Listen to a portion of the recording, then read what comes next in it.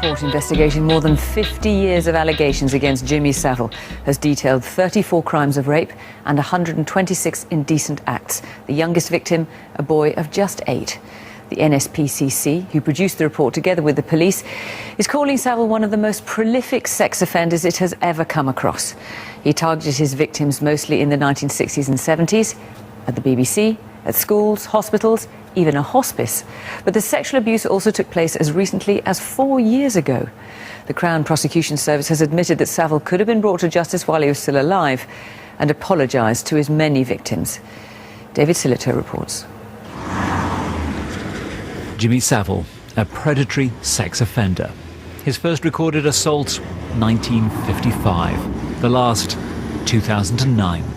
Today's police report is the clearest picture yet of Savile's crimes. The numbers are bewildering. 450 people have come forward. 328 were children at the time. 214 crimes have been reported, 34 rapes. The youngest victim was 8. And on it goes. Hundreds must have known something. When I went to the BBC as an executive in the late 80s, about 1987, I was aware of the rumours about Jimmy Savile. I was also aware of rumours about other people. There was a culture, and it was a generational thing. In areas of light entertainment, behaviour was tolerated. I feel the reason why these women never came forward before was nobody would have believed them, because Jimmy Savile raised so much money for charity, and he used the money that he raised for charity as a bargaining power to buy silence from national newspapers. And if ever there was a time when someone might have blown the whistle on him, he would threaten those newspapers and those reporters that charity money would not go to those hospitals. As the Jimmy Savile sexual abuse allegations continue to rise, questions are being asked if he was part of a much wider and select paedophile network of high-profile individuals who may have assisted Savile, helped organise abuse, cover it up, or taken part in the assaults themselves. The outspoken West Bromwich East MP Tom Watson spoke out at Prime Minister's Question Time to a shocked House with a name who has been implicated with Savile. He said the name was believed to be a senior aide who is still living, with links to a former Prime Minister and to a man who imported child pornography into Britain from abroad. Welcome, ladies and gentlemen. Welcome back to the Corbett Report podcast. I'm your host, James Corbett of CorbettReport.com, podcasting to you from the sunny climes of Western Japan here on the 13th day of April, 2015. This is episode 304 of the Corbett Report, Political Pedophilia. What we've just been watching is a series of clips concerning the case of Jimmy Savile, the BBC fixture who for decades presented Top of the Pops as well as the popular children's program Jim'll Fix It, and who, until the time of his death, was almost universally lauded in the media as a tireless campaigner for children's charities and an all-around wonderful man. Until, that is, he died, and the first cracks started to form in that facade as a few journalistic toes were dipped into the water of the cesspool of corruption that was Jimmy Savile's life. A man who for half a century serially abused, raped, sexually preyed upon children as young as 8 years old, and even, according to some allegations, engaged in necrophilia.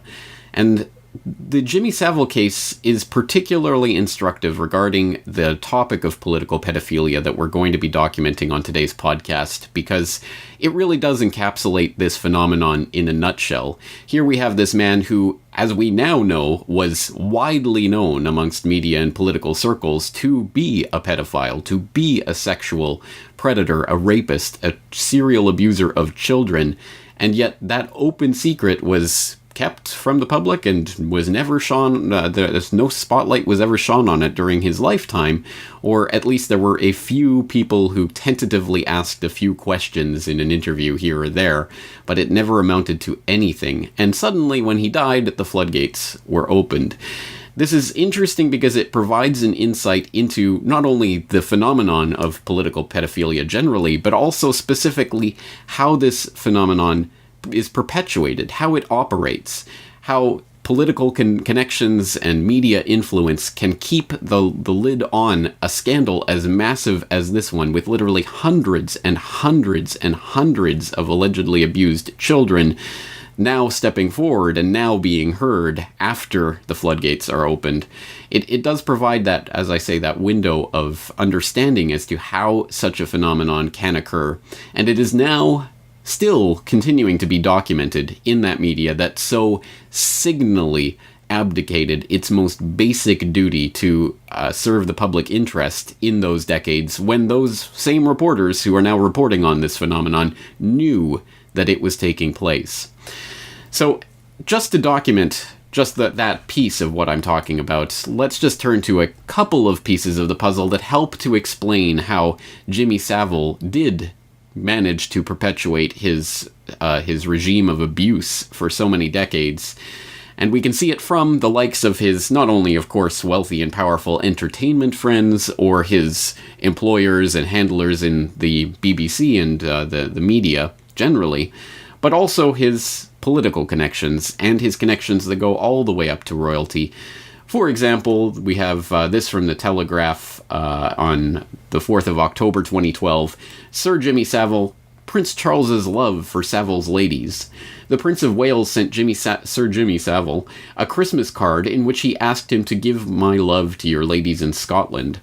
Which reads, in light of ITV's damning documentary about Sir Jimmy Savile's sexual abuse of girls, the Prince of Wales may regret the closeness of their friendship. On one Christmas card that Prince Charles sent to the television presenter who, as we now know, was interviewed by police in 2007, he wrote, Jimmy, with affectionate greetings from Charles, give my love to your ladies in Scotland. We also have this just coming out just 2 months ago, again from the Telegraph, 3rd of February 2015, Charles biography, 8 most interesting disclosures about Prince of Wales. Prince Charles trusted Jimmy Savile on everything from marriage guidance to checking speeches, among biographer Catherine Meyer's claims. Quote, fresh evidence of the extent to which the Prince of Wales relied on Jimmy Savile as a confidant and advisor is revealed for the first time in a controversial royal biography published later this week. The prince asked Savile to read over his speeches and to provide his thoughts on how they might be improved, as well as asking his advice on matters to do with health policy. Charles, The Heart of a King, by the journalist Catherine Meyer, explores the relationship between the prince and Savile, now known to have abused hundreds of children. Savile, who died in 2011, was for years a visitor to Highgrove and St. James's Palace. He also had the run of Stoke Mandeville Hospital, Leeds General Infirmary, and Broadmoor, which, to the prince, made Savile an obvious person to tap on for advice on navigating Britain's health authorities. Meria recounts an occasion at Highgrove where health officials were gobsmacked to arrive for a meeting about the proposed closure of emergency services at a local hospital to find Savile at the table. He was said to have threatened the health bosses after the prince left, saying that making them unhappy could cost them a knighthood. The article continues from there, and there are many, many, many more articles detailing connections between Savile and various members of the British aristocracy, media establishment, and political circles generally. I won't go into that specifically at the moment. I will put in a link in the show notes to a good activistpost.com article from a couple of years ago that goes through some of those connections and opens the door, the Pandora's box that is this scandal. But I think the Jimmy Savile scandal really did open the floodgates on a number of levels, including into some other investigations that are continuing to have profound ramifications and hopefully long-lasting ones on the face of British politics. And it was that knock-on effect that the Jimmy Savile case had in opening up the Westminster VIP pedophile ring scandal in the UK that was in part responsible for me posting on CorbettReport.com on January 11th, 2015, an open source investigation into pedophiles in politics. The link, of course, will be in the show notes for this podcast at CorbettReport.com in case you have not visited this article, which is an attempt to provide some of the overview of not only the Westminster scandal, but some other pedophile ring scandals in political circles, but more importantly, it is a collection of, at this precise moment that I'm recording this, 140 comments compiled by dozens and dozens and dozens of CorbettReport.com members. Almost every single one of these comments containing multiple links to newspaper articles, court filings and documents, official investigation records, videos and testimony of abuse victims. Just an absolute compendium of information in here that I could not possibly even attempt to encapsulate in a podcast episode like this. So that is not what I'm going to attempt to do today. I will urge you, 100% urge you, if you have not done so, please read through that article and the accompanying comments to get an idea of the amount of information that we are dealing with here. Now, as I say, it would be a disservice to this information for me to attempt to encapsulate all of these various links in a short podcast like this. So, rather than doing a disservice to that information, I will exhort you to look through it on your own time to get a sense of just how overwhelming the amount of data on this subject is in the public record already, let alone what is continuing to spill out through a lot of investigations that are taking place right now. In this brief moment of opportunity where we potentially, perhaps, can actually expose some of these scandals that have been building for decades. And, well, let's see if we can push these scandals to their breaking point and actually help to make sure that there are profound transformations that take place as a result of these exposures. In order to do that today on the podcast, we're going to be presenting Political Pedophilia, an open source investigation that I've compiled from that information on the website. So, in this presentation, we are going to be looking at examples of the political pedophilia phenomenon. We're going to be explaining why pedophilia is seemingly so rampant in political circles. We're going to be offering ideas as to what people can effectively do about this when public institutions are so obviously compromised. And we are going to present a warning about how to avoid making this investigation into a blind witch hunt, which could so easily happen considering we are dealing with some of the most raw and basic instincts of humankind, that is to protect our children. So there are, of course, warnings to be heeded about the ways these types of open source investigations can proceed, and we will be wrapping up today's presentation with some thoughts on that. But let's get into the examination of the disgusting details of at least a few of these examples, these cases, starting with that VIP pedophile ring, which is continuing to be exposed in the UK. It wasn't that long ago that those who claimed that there was a massive paedophile ring involving officials in the highest levels of government were written off as conspiracy theorists and kooks. That is no longer the case, at least in the UK. It turns out that this so-called conspiracy theory was true and is finally being officially investigated. A powerful elite of at least 20 prominent establishment figures formed a VIP paedophile ring that abused children for decades. Senior politicians, military figures, and even people linked to the royal family are among the alleged abusers. For years, children's rights campaigners have been drawing attention to the existence of paedophile rings among Britain's political elite. Previously dismissed as a conspiracy theory by the establishment, MPs in Parliament are now raising the issue and demanding answers about allegations of paedophiles operating in Westminster during the 1980s. Labour MP Simon Danjuk has called on Leon Britton to make public what he knew about a dossier of allegations about paedophiles which was presented to him when he was Home Secretary between 1983 and 1985.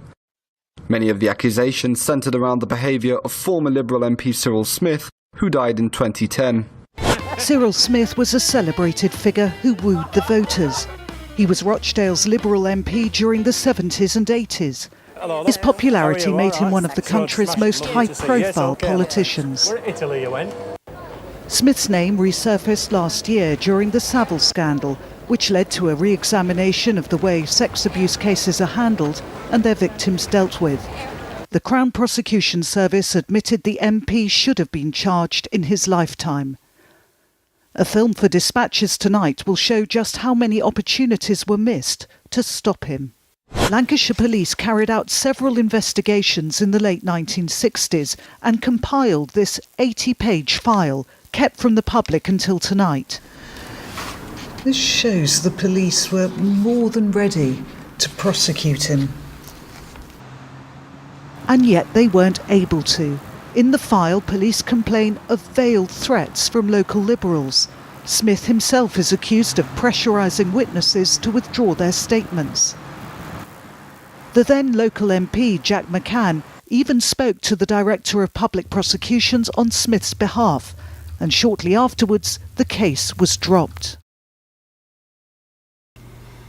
Now that gives us at least a hint as to the scope of this investigation that is now ongoing into the pedophile ring that seems to go straight up into Parliament and some of the highest circles of political power in the UK. But it is just a hint, and we don't really know the full extent of this scandal yet, as it does continue to develop. But let's take a look at some of the pieces of evidence. So we know that the highest levels of UK politics, royalty, military, and intelligence agencies have been alleged to be involved in this pedophile ring. There was a dossier on pedophiles that were allegedly associated with the British government. It was submitted to Home Secretary Leon Brittan in 1984, but somehow or other got missing in the bowels of the Parliament. So the whereabouts of that dossier to this day still unknown. Thatcher administration stopped officials from publicly naming suspected pedophiles. MI5 is alleged to have repeatedly blocked investigations into this child abuse ring, and as of March 2015, the Independent Police Complaints Commission, the IPCC, said it is looking at 17 allegations of a police cover-up relating to the VIP child sex abuse ring between the 1970s and 2000s. As I say, this is an ongoing case, and we don't have all of the facts yet. We still don't even quite know the scope of this investigation, as even just a few days ago, there are still bombshells that continue to drop. We have, for example, this from channel4.com, Kincora historic VIP pedophile ring shock allegations, saying that a Kincora abuse victim from Northern Ireland has told Channel 4 News how he was also abused at London's Elm Guest House and Dolphin Square at the hands of very powerful people. Quote, Richard Kerr's harrowing account of what happened to him as a boy links 3 of the most important alleged VIP pedophile ring locations for the first time. Dolphin Square, a luxury complex popular with MPs and civil servants, Kincora Boys' Home in Belfast, where boys were systematically abused, and Elm Guest House, a former gay brothel where young children are also said to have been molested. So you will be forgiven if it is difficult to keep track of all the different headlines with all of these different pedophile rings that are now being exposed in the UK, because it looks like they may actually be all connected. And I don't think there should be much surprise in that, given one would suspect the high levels of political and media and other types of influence that would be needed to keep the lid on a pedophile ring like this operating for decades with seeming complete impunity. It is interesting that this is now coming to light and that there are now active investigations into this, and as I say, it is a moving target. And just another example of that, we had just recently the ex-chief constable of the Lancashire police coming out and charging, again, a specific charge of cover-up in the case of Cyril Smith, who we heard about in that video clip montage that we just watched. A retired chief constable has revealed that a sinister cover-up of the crimes of pedophile MP Cyril Smith was ordered by a top official working for the Director of Public Prosecutions. Albert Laharn, former chief constable of Lancashire Police, said that in the 1970s he was asked to lie about the 29-stone Liberal politician's alleged sexual abuse of a boy. The 83-year-old is the highest-ranking ex-officer yet to give details of an establishment conspiracy to protect Smith. It follows a week of revelations on how the MP's powerful friends hid the truth about his reign of abuse. So, as I say, this is an ongoing story, an unfolding story, a moving target, if you will, and I don't suspect we have seen the last of this. We may, unfortunately, start to see these types of investigations being led down dead alleys, blind alleys, or being put into inquiries that ultimately result in nothing. But at least for the time being, there are still revelations coming out and still witnesses coming forward. So this is something of a motion, some story in motion, and one that we will obviously have to continue to track as it continues to unfold. But, of course, the UK VIP pedophile ring is by no means the only VIP pedophile ring that is coming to light at this time. There is another one that is making headlines, and deservedly so, relating to a former high-rolling financier, jet-setting globetrotter named Jeffrey Epstein. What has been the biggest scandal in the UK since World War II has now come to the US, and it may involve former President Bill Clinton. The story surrounds this man, billionaire Jeffrey Epstein, who served time in 2008 for soliciting prostitution. That charge came as part of a plea deal. It all began in 2005 when Epstein was investigated after a woman reported that he paid her 14-year-old daughter $300 for sex. And since that initial claim, there have been more than 40 women who have come forward with claims that Epstein is a sexual predator and that he not only abused them, but shared them with famous and powerful friends. Well, flash forward to today, and a lawsuit is underway in Palm Beach, Florida. In that lawsuit, multiple mentions of former President Bill Clinton, who reportedly took multiple trips to Epstein's private island. You see it here. It's called Little St. James. It all happened between 2002 and 2005. Now, according to testimony in the lawsuit, at least one woman on that compound was there unwillingly. She is referred to as Jane Doe 102. She was forced to live as one of Epstein's underage sex slaves for years and was forced to have sex with politicians, businessmen, royalty, people working in academics, etc. Now, to be clear, in 2008, when the plea deal happened, Clinton cut off ties to Epstein, but maybe not. According to the UK Daily Mail, the lawsuit claims that Clinton was friends with an unnamed woman who kept images of naked underage children on her computer. So what did Bill Clinton know? What was he a part of? According to the Smoking Gun, as part of a civil suit filed against Epstein by several of his victims, lawyers for the women floated the possibility of subpoenaing Clinton, since he might well be a source of relevant information about Epstein's activities. Now, while Clinton was never deposed, lawyers obtained Epstein's computerized phone directory, which included email addresses for Clinton, along with 21 phone numbers for him, including those for his assistant, Doug Band, according to a court filing.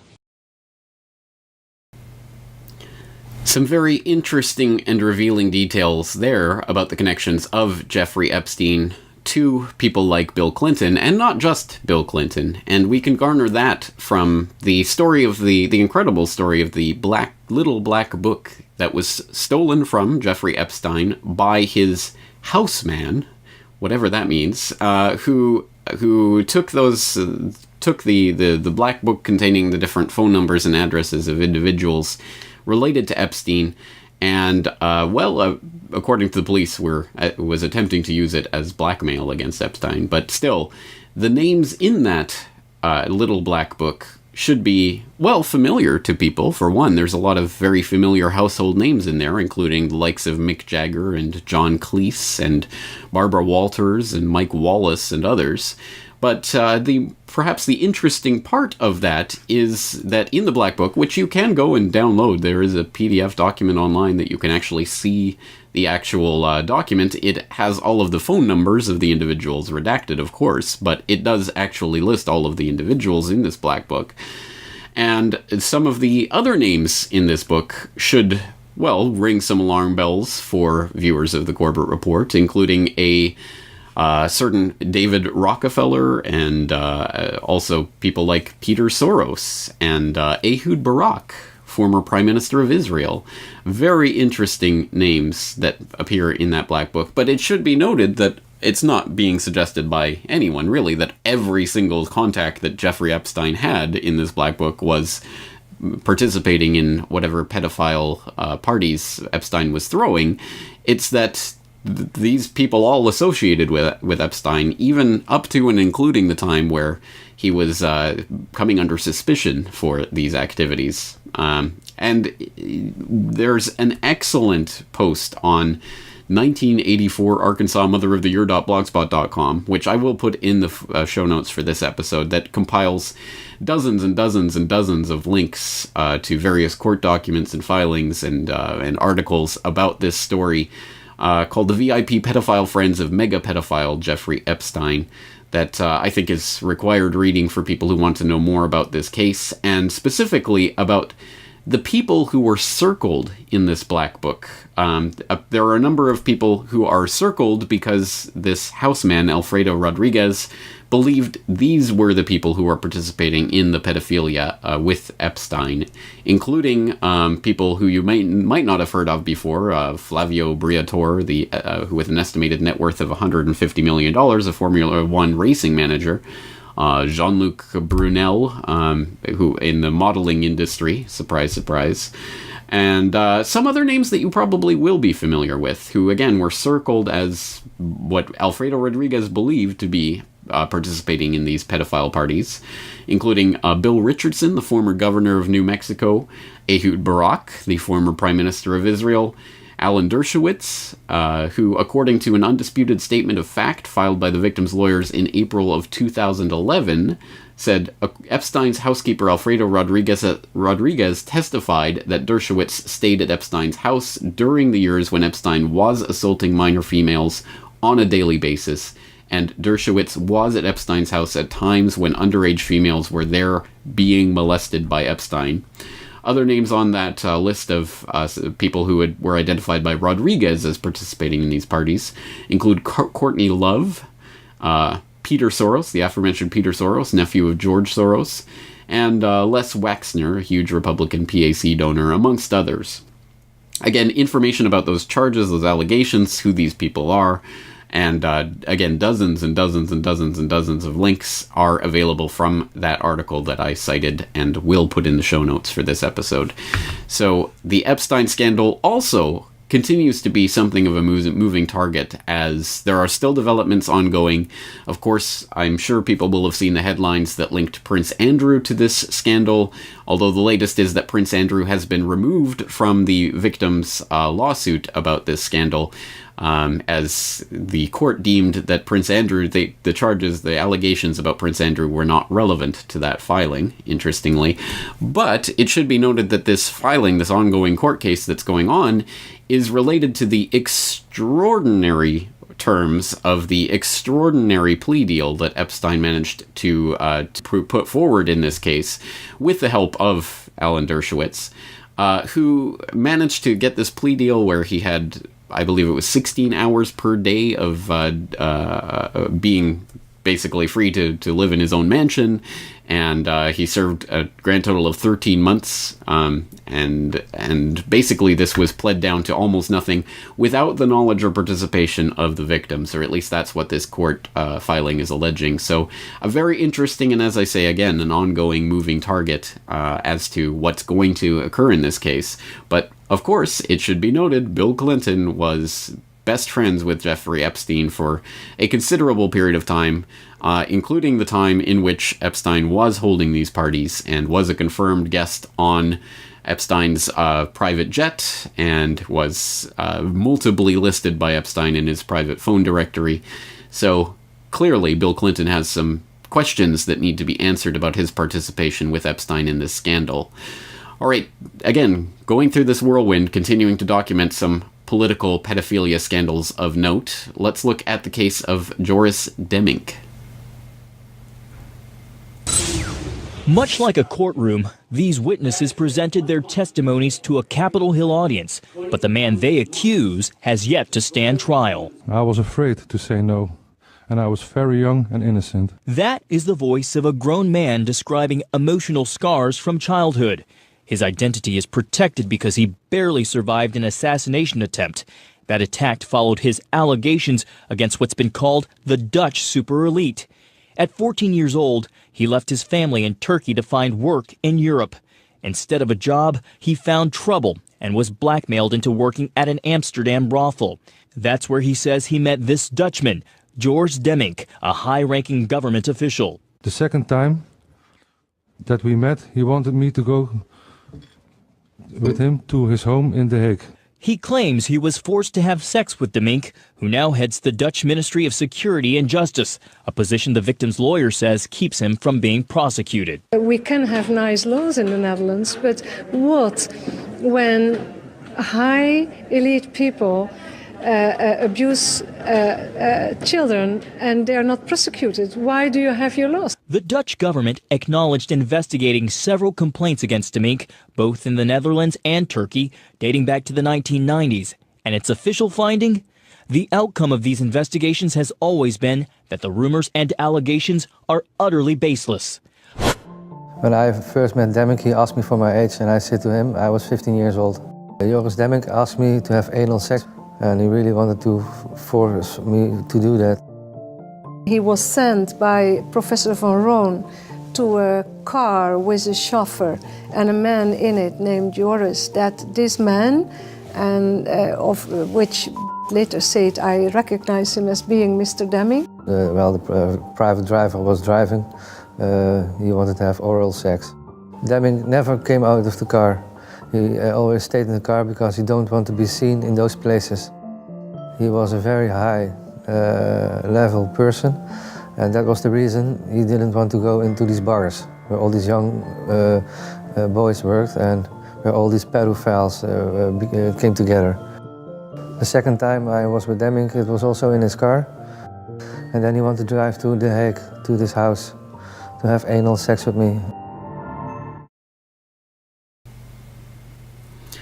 Another chilling case, this time from the Netherlands. So just to recap some of the details of this case, there was an investigation that was launched into an alleged pedophile network in Amsterdam in the 1990s, a police investigation called the Rolodex affair that was shut down shortly afterwards, which of course raised accusations of cover-up, as it should. Then in November of 2002, Joris Demink was appointed as Secretary General of the Justice Ministry in the Netherlands. There were 3 separate rape and sexual misconduct charges filed against Demink in 2008 and 2010 by 2 boys in Turkey, but a criminal investigation never took place. Demink's travel movements during the time in question have never been made public, and the Turkish charges were later dismissed. Now, the Demink affair is a fascinating one because it leads into the heart of the story that we've talked about on this program before. For example, in the presentation that I gave in the Netherlands on Gladio B, you might remember that one of the people mentioned in that presentation was Hussein Bijbesen, and he figures in Demink's story as well. Let's take just a short extract from a very important article on isgp.nl, a website that was highly recommended in that comment section of the open source investigation on CorbettReport.com by multiple users, and which we will reference again before the end of this episode. But on October 31st, 2014, isgp.nl posted, "The Netherlands in Perspective, Demink Affair Reveals the Supranational Politics of Heroin, Cocaine, Blackmail, and Deception." I'm just reading one very small extract from that very long and very thorough article. In April 2007, Demink again reached the evening news. This time lawyers Adele Vanderplas and husband Peter Bakker-Schut sued Demink on behalf of their client, the Kurd Hussein Bijbesen, locked up in a Dutch jail on drug trafficking charges. Vanderplas and Schut claim that their client, which they have had since at least 2002, is completely innocent. He was locked up by the Dutch authorities after pressure from the Turkish government. Personal pressure, actually, because the Turkish government supposedly has evidence that Joris Demink raped boys in Turkey in the 1990s. If Demink wouldn't see to it that Bijbesen was put away, they would start revealing evidence. Now, again, this is much too detailed to get into all of the specifics here, but Bijbesen, an interesting connection into the Gladio case and the prospect of NATO drug running. So again, there's some interesting connections there that I hope to draw out in the future, and I am attempting to set up an interview that will get a little further into the heart of the Demink story and some of the connections there in the near future.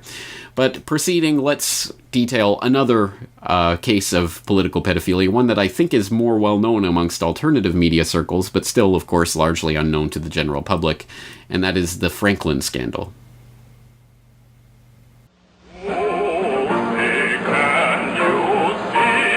A Republican from the Midwest, Lawrence E. King, is serving a 15-year prison sentence for a multi-million-dollar fraud. But financial crime is only half the story.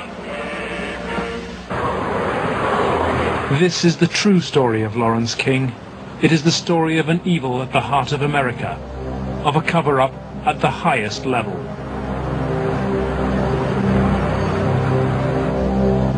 One man is attempting to uncover the full story. John DeCamp is among the most highly decorated Vietnam veterans. A former Republican state senator in Lincoln, Nebraska, he is now a lawyer fighting the legacy of Lawrence King's evil network. It's a web of intrigue that starts in our Holy of Holies, Boys Town, Nebraska, one of the most respected institutions in the United States, and spreads out like a spider web to Washington, D.C., right up to the steps of the nation's capital, the steps of the White House. Involves some of the most respected and powerful and richest businessmen in this United States of America. And the centerpiece of the entire web is the use of children for sex and drug dealing and drug couriers, the compromising of politicians, the compromising of businessmen, but worst of all, the corruption of key institutions of government that have the duty and responsibility to make sure these things never happen. Some of the parties, when they started off, were straight political type parties with no sex. So you were in the White House then? Yes. How did you gain access? Well, I came down with Larry King. What time of night? It was usually around midnight, and it was kind of a gift for our services that we were doing. Larry King was the facilitator. That was the man that was in charge. I mean, we flew with him on the trips, had flown to Chicago, was in a hotel room. I was dressed in a negligee. There were, I believe, prominent men, a lot of young boys at this hotel performing certain things sexually with other men, and men ejaculated or masturbated in front of me. Again, that's just a short clip showing some of the accusations relating to the scandal, the Franklin cover-up, the also known as the Boys Town scandal. Absolutely incredible, some of the information that has been released about this. Just going over some of the details, the scandal actually originated with the collapse of the Franklin Community Credit Union in Omaha, which was directed by Larry King. No, not that Larry King. Lawrence E. King, who was a rising star in the Republican Party at the time. In the 1980s, the Nebraska Senate opened an inquiry into where the money had gone with this FCCU scandal. And by 1988, it instead found itself questioning young adults and teenagers who said that they had been child prostitutes in service of powerful business moguls and politicians. We saw some clips from the Conspiracy of Silence documentary, a documentary that was filmed but never aired due to pressure from the network, which exposed a network of high-level religious leaders and politicians who flew children around the country to participate in sex parties, some of which were allegedly hosted by King. And in 1982, Paul Bonacci, one of the victims, claims that he and others were flown to Bohemian Grove to participate in orgies and other acts of child abuse.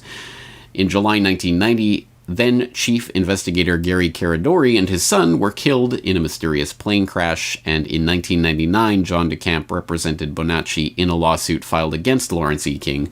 Bonacci won $1 million in compensatory and punitive damages to be paid by King, who has only served jail time for bank fraud. And this goes into a lot of other stories, including the Washington Times homosexual prostitution inquiry ensnares VIPs with Reagan Bush and other such headlines that come sometimes and go very quickly, perhaps obviously and predictably so. There's, again, so much more to say about the Franklin scandal.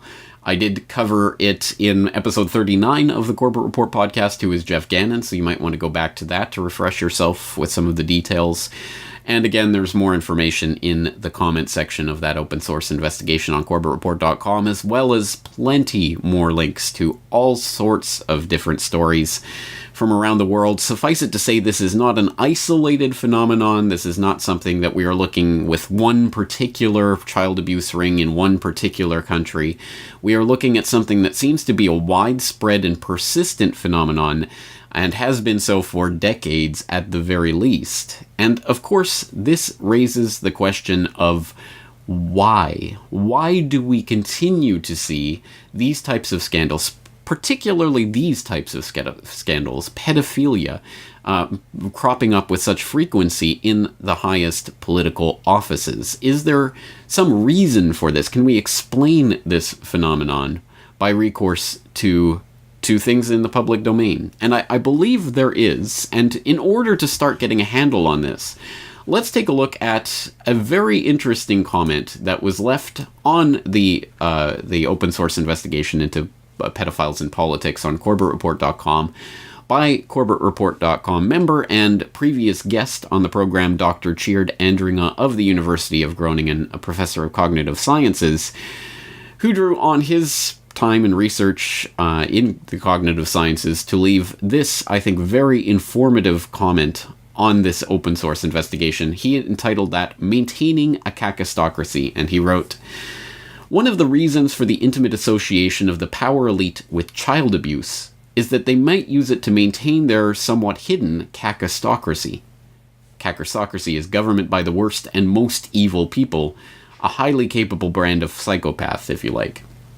Psychopathy is only mildly hereditary, so an elite psychopath cannot guarantee that sons or daughters will be just as psychopathic. I expect this entails that they need a steady resupply of ruthless and power-hungry individuals who understand the world deeply and pervasively and, as such, are highly capable. Normally deep and pervasive understanding leads to wisdom and a sense of responsibility, humility even. But that is precisely not what the kakistocracy needs. It needs the same depth and pervasiveness of understanding, but in combination with utter ruthlessness and the capacity to appear respectable. Enter child abuse. By abusing children, you give them an attachment disorder by violating or destroying the deep sense of security that is the basis for an open attitude toward learning and discovering.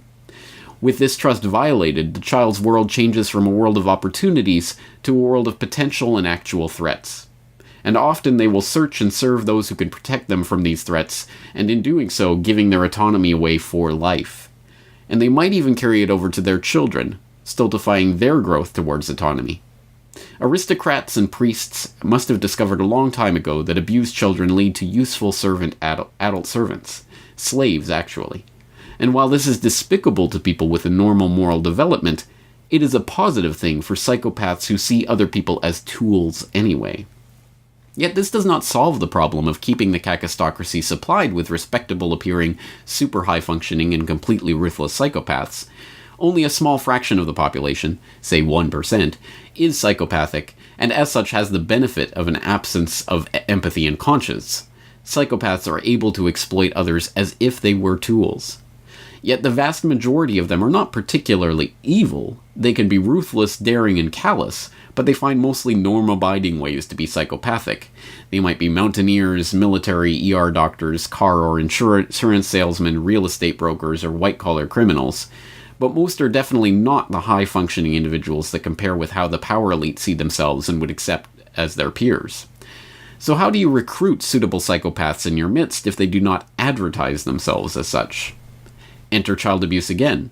If you organize events for the ambitious and capable in which they progressively can show that, notwithstanding their veneer of respectability, they are actually completely ruthless, you have the ideal recruiting grounds for the kakistocracy. Of course, blackmail plays a role, but the suitable candidates gladly let themselves become blackmailable because this gives them access to the inner sanctum of this kakistocracy. They prove themselves worthy members and loyal due to their blackmailability, and in return they receive access to power in a way they could never dream of on their own. After a while they become fully accepted, to a level that suits their capabilities, and they will help to maintain that system that gave them so many opportunities, and can end their respectability at any point in time. I think what I have sketched above is a useful framework to understand the dynamics of elite child abuse networks. It is never an incident, it is just the kakistocracy maintaining and reinvigorating itself. Business as usual. But the few moments the abuse networks become exposed provide an ideal opportunity to glimpse the kakistocracy at work and frantically protecting itself. Once again, that was a comment from Dr. Tjeerd Andringa, who I think makes a very interesting point and adds a word, I'm sure, to many of the listeners' lexicon, kakistocracy, rule by the worst, which I think is pretty indisputably what we are suffering under. And as a result of that, I think we can see how this pertains to that maintenance of the psychopathic class that so obviously does steer so much of politics, and why child abuse is such a useful thing for them to use to maintain that kakistocracy. Of course, identifying the problem is only the first half of what we are attempting to do, which is obviously solve or eradicate the problem. And in the course of a conversation that I recorded with Dr. Andringa last week, which is available on CorbettReport.com, and which I suggest you listen to in its entirety, I had the chance of posing the question, does the identification of this kakistocracy and the way that it functions help us to actually confront and hopefully solve this problem of child abuse? And if so, how? The starting point would be to compile more information from multiple perspectives, more countries, more names, more networks, and then maybe creating a number of information hubs. ISGP is one, but we need probably more that probably are already a few. So that is, I think, a really important first step. And then we need something that resembles science on this topic. Science has the advantage that it is, if it's done well, it's done so rigorous that no one can really dispute the answers. Yeah, so we should find a way to do this in a really rigorous way to make us strong. So we have to involve a number of scientists to advise us here and again. I'm a scientist, so I'd love to participate in that. And then do some data mining, make infographics, build automatic or not automatic or hierarchical networks of people and events and how everything relates and so. And then using that to find all kinds of patterns. So that we have a clear modus operandus for these type of people, because I really believe that they have only a limited scope of behaviors that are natural for them. So what, and then we need a little bit more theory. What is the mindset of the kakistocracy? What can they agree on among themselves, and what type of structures of corruption does it actually lead to? Yeah, so that we know where to look, know how to interpret these kind of things. If we see only 2 steps, we can predict the other 8 steps, so that we eventually see pretty much everything. So that is a very important, more or less scientific part. But everyone can engage in that. That is not a. It's just a way of doing it. It's not the persons who are doing it. Then associated with that is also come up with a number of theories. This is the way we can compile all these patterns, all this information together. This is the explanatory theory. And my kakistocracy story is one theory. Maybe it is possible to approach it just from regular political power influence theories. It might work just as well. And then if we have such a basis, we can generate predictions, and we can say, okay, we have a network of people, the Bush clan, for example, they have behaved like this, they are now switching in that direction, doing these kind of things, and so we expect a certain pattern. A little bit like our previous discussion about climate and the weather. So what type of climate can we expect from these people? We can connect all kinds of events by the people that participate in them. or their families, and explain all kinds of things in a little bit bigger context. And then eventually, or maybe at the same time, but it's always that is the activism that should follow from this. And the thing that is a bit dangerous is premature activism. So if you're not really knowing what you are doing and you're very active, you make either a fool of yourself or you align yourself with goals that are not yours eventually. So basically you make a fool of yourself or you misspend your time completely. And then if we compile our information really well, we can find all kinds of people who will actually help us.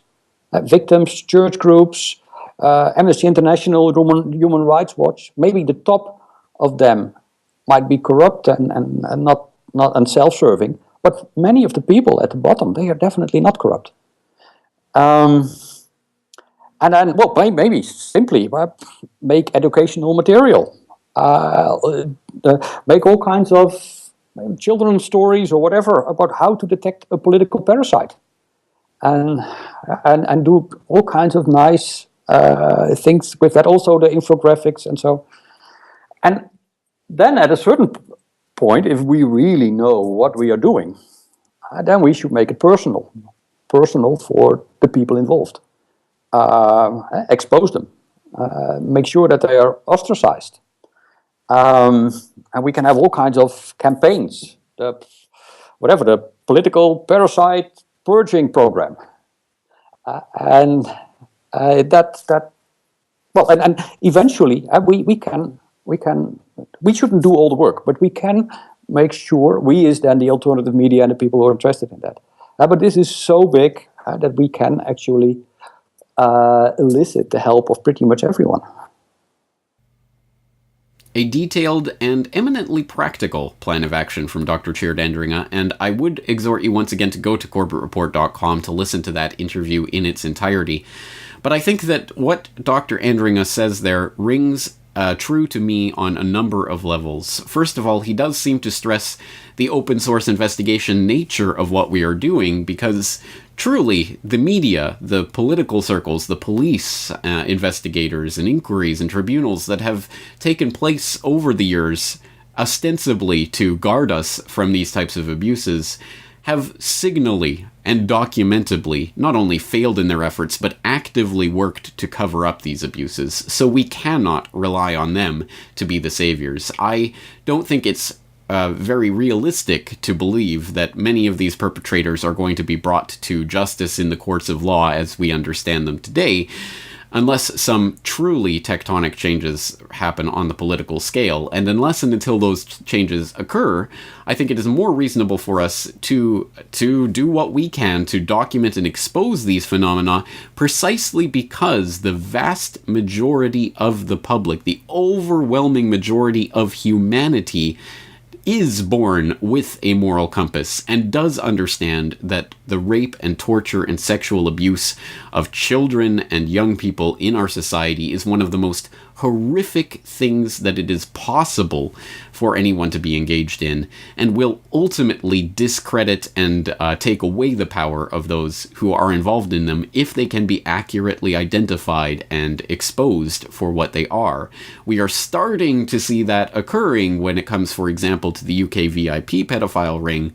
But again, unless we continue to push this information through, I don't trust that the mainstream media and the political inquiries that are ongoing will ultimately see justice done. Some people, I'm sure, will be thrown under the bus, but I'm sure we won't get to the root of the problem unless we continue to press this investigation forward and use all of the means at our disposal to raise awareness of this amongst the general public. Because again, the general public is on our side. We just have to break through that cognitive dissonance that will mean that, at least about half of Americans will say, of course not Clinton. Oh, he couldn't be involved in this. He's our president. The cognitive dissonance is extremely strong on this issue, which is why we have to do a very thorough job of documenting and detailing what we can show about the connections and relations of these various people to these pedophile rings. But I hope you did hear and heed Dr. Andringa's warning about premature activism. The idea of going off half-cocked with half-formed ideas or documents or details that aren't quite in place. We don't quite know, but we know enough to know. Premature activism can not only be misguided and ultimately sending our resources in the wrong direction, but can be actually work against us. Because if we are to engage in a serious open source investigation of these issues, we have to be very meticulous in what we're documenting and very sure of our facts before proceeding in what could very easily become a witch hunt. And it's not just a question of the fact that this could become a witch hunt. I think it demonstrably has become a witch hunt in the past and will likely do so again unless and until we find ways of proceeding with these investigations in manners that lead us in direction of truth, founded on evidence. Now, what am I talking about here? Well, there have been a number of these types of cases that have come up in recent years that are promoted in the alternative media, some of which have more of a factual basis, and some of which have less of a factual basis. Perhaps one that made a lot of headlines recently that people will be familiar with is the rather spectacular accusations of child abuse, which included not only child sex rings, but also literally cutting up and serving children in McDonald's, etc., in Hampstead, in the UK, which was, again, quickly and heavily promoted amongst certain alternative media websites before all the facts in the case had come out.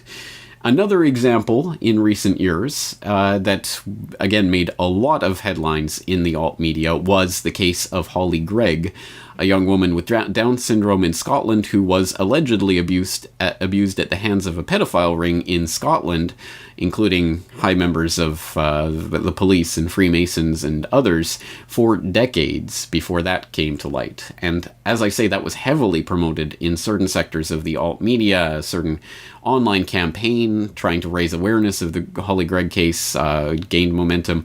But that story dropped out of sight a couple of years ago and is hardly ever heard of anymore, because there were certain facts that were investigated after years of this being promoted in the alt media. So people started to actually look at the evidential basis for these claims and started to find there were significant holes in this story. Not only that some people who were identified as being part of this pedophile ring, identified by name, don't actually exist, but some of the places that were identified as places where this abuse happened don't actually exist. Robert, there are various things online. You've said things online, you've said things to radio stations, to anyone who would listen, really. You've named this paedophile ring. You have, at the bottom of everything that you've written, you've said, all these names are known to me as a result of my extensive investigations, and I believe them to be true. So, as part of this paedophile ring, the ringleader is the sheriff. He's also involved with his sister and his sister's wife. Now, Robert, being an investigator, Truth Ninja, as he's been called, will of course have made sure that these relationships exist.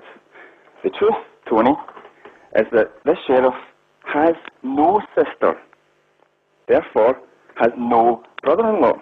Okay? So here are three of the main people in this paedophile ring, and two of them don't exist. Okay? Now, shall I move on? Yeah, just like that. Anne, would you like to say anything on that, or? Well, that's not true at all. Well, these things are very easily checkable through the Register of Birth, Deaths and Marriages, and I urge Robert to maybe have a look at that. Now, next. Wrong sheriff there. Sorry, say that again there, Anne. I think you must have got the wrong sheriff. No, I don't have a wrong sheriff, Anne, I'm afraid. I don't. Now, if I can just continue. Yeah, continue. It's been said, well, firstly, the allegations were made at first in 2000. and many of the allegations were said to have, some of the abuse was said to have taken place in the sheriff's house in Aberdeen. This sheriff... That's not true. Well, I've seen some of the allegations, and it is true. That's not true. That's not what we told didn't you. live in Aberdeen until 2000. He didn't live in Aberdeen until 2000. Never said. He only moved there in 2000. These are the kind of things... We never said his house at all. We never mentioned his house at all. These are the kind of things that investigators investigate to see whether or not they can proceed with a story.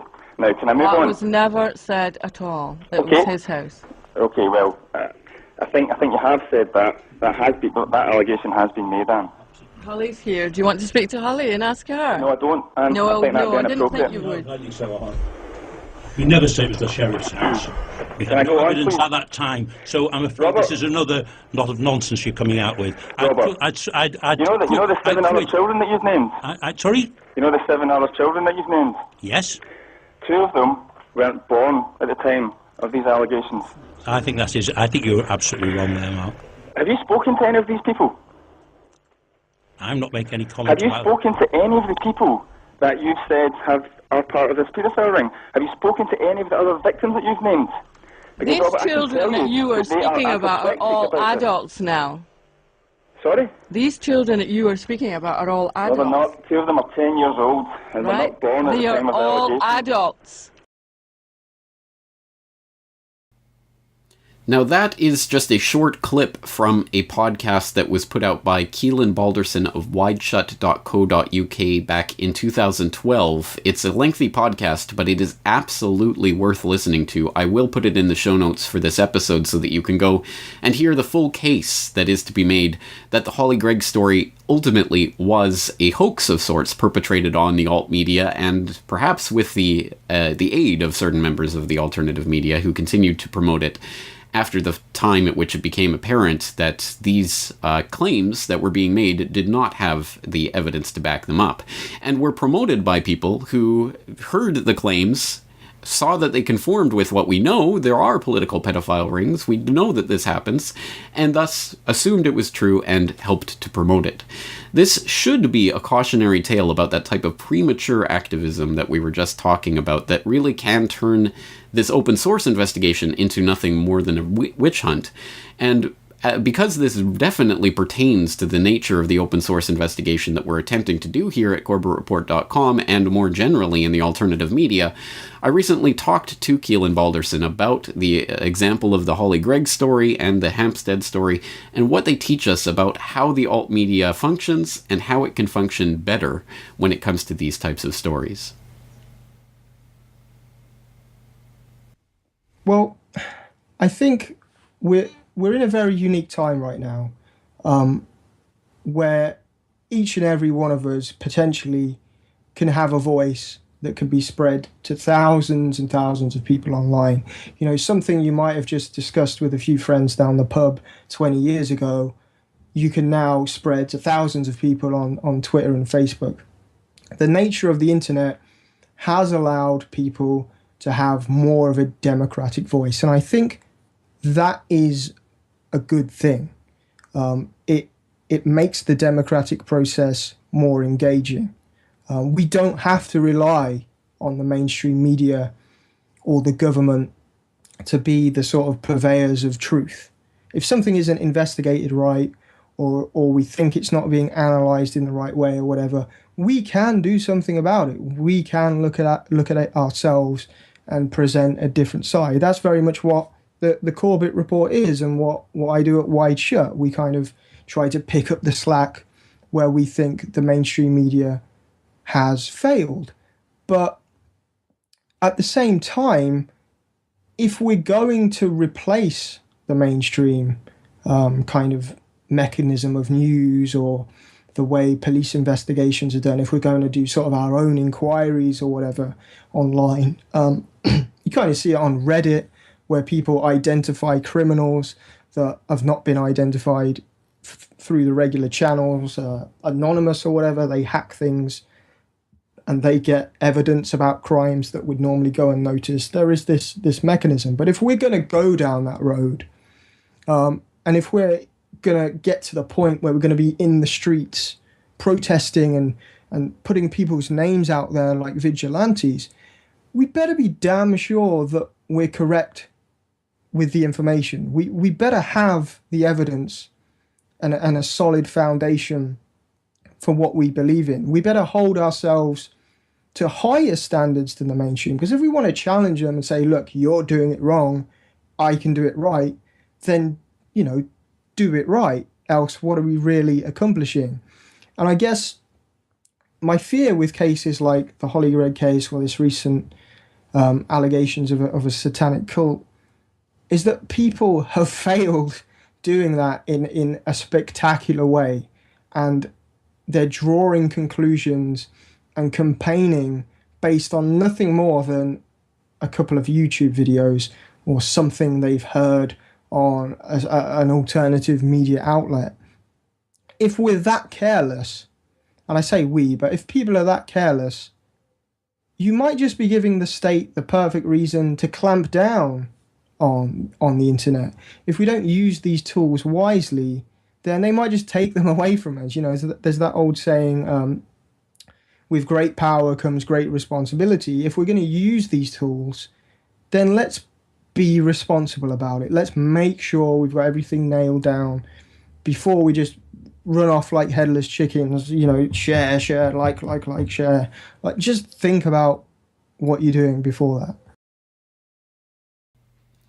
Once again, Keelan Balderson of wideshut.co.uk. And once again, the point of this warning at the end of this podcast is not to say that this phenomenon does not take place. It documentably, demonstrably does. There are political pedophilia circles. There are pedophile rings that operate in the highest levels of political power, media power, entertainment power, finance and business power.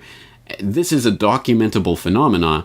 But we do have to be very careful about what information we put forward to the general public, because it can quickly come back as egg in our face and discredit all of the real information that exists of these real pedophile rings that really exist. We don't want it to turn into a boy that cries wolf scenario where people don't believe the alternative media because they continue to fall for any hook, line, and sinker story that comes along. But also, we don't want it to undermine the investigations into the real phenomena that again, really are taking place. It's a delicate procedure to work with information like this that, as I say, does incite the most fervent passions amongst the public, and deservedly so. So, having said all of that, let us proceed with this open source investigation. Once again, CorbettReport.com members are invited to log in to CorbettReport.com to the comment section of that original open source investigation, which again is linked up in the show notes, or to this post on CorbettReport.com to continue documenting this phenomena and the various examples of it. It is something that, as I say, we're only skimming the surface and trying to encapsulate in general form here on the podcast today. But as I say, there are hundreds and hundreds and hundreds of links to documents and sources and articles and testimony in that open source investigation that we will continue diving into as these unfolding stories continue to unfold. And that's where I'm going to leave it in your hands, dear capable listener, viewer, reader, to get involved with this open source investigation and start putting some of these puzzle pieces together. We're going to leave things there for today. I'm your host, James Corbett of CorbettReport.com, thanking you very much for joining me, and looking forward to talking to you again very soon.